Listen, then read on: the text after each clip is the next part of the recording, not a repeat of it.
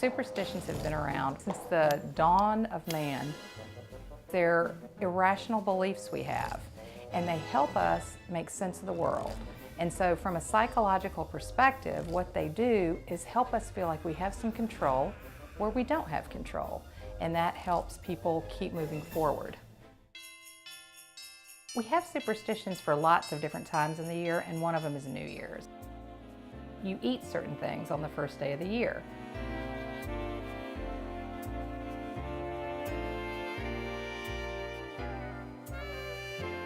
And those all symbolize something, but there's a rich history behind them. The Blackeyed Peas and ham hocks, actually, were something that were left behind by soldiers during the Civil War thinking they were animal food, and that allowed people who were starving to have something to eat. And so they think of those two things as very lucky for them. So we've continued that tradition. The color of cornbread is the color of gold, and so we think about that as bringing wealth into your house. And also with collard greens, a lot of folks will eat that, and that's the color of money.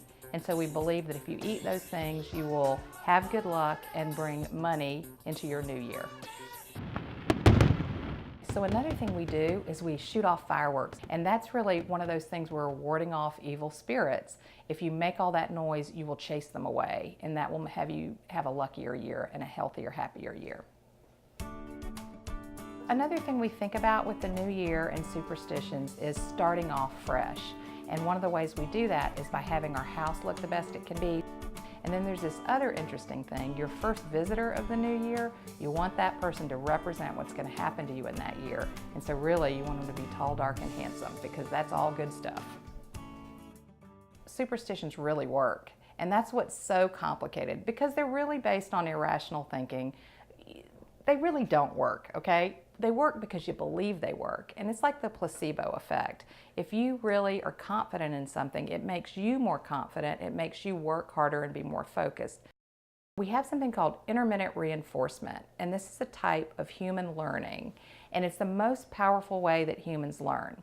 If you have something happen and it's followed up by an event, you associate those things. So think about Pavlov's dog.